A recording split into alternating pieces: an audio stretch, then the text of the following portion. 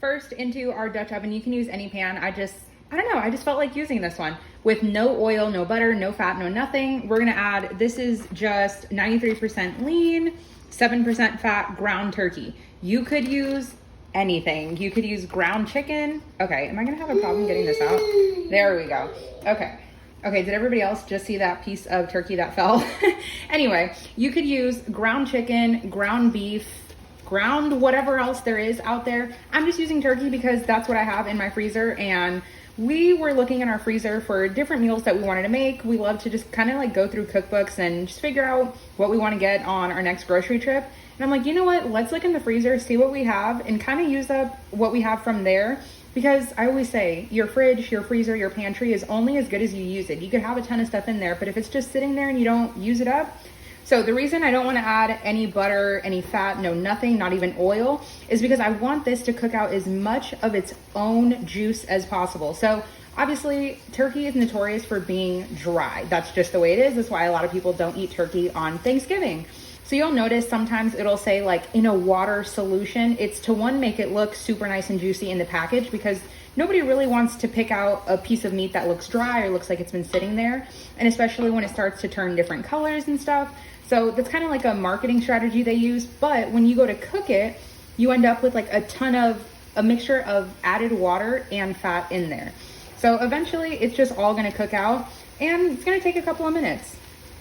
Okay, I don't know if all of you guys can see from this steam, but if I just pull away a tiny bit, there's already a good amount of liquid on the bottom, but we are going to save that because I wanna use that to help thin out our sauce later instead of having to add water.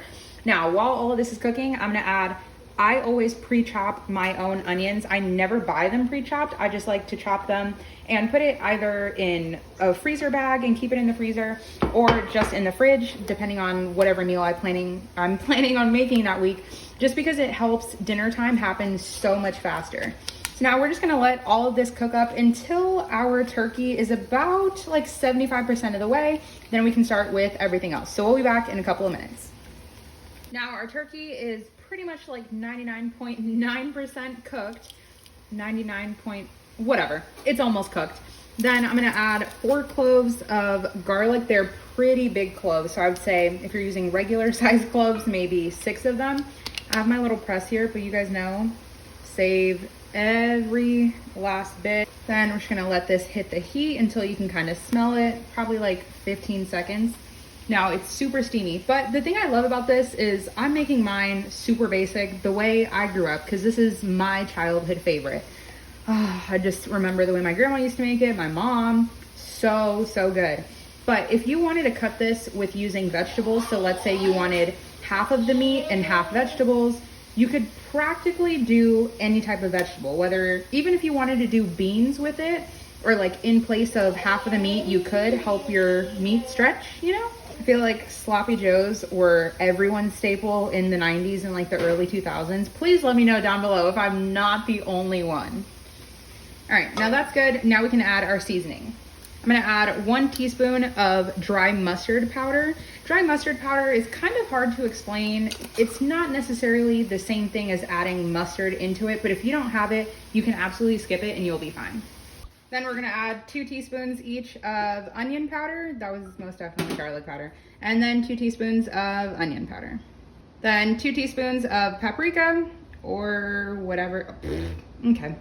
Then we're gonna add 2 tablespoons of brown sugar for sweetness. Then 2 teaspoons of Worcestershire sauce.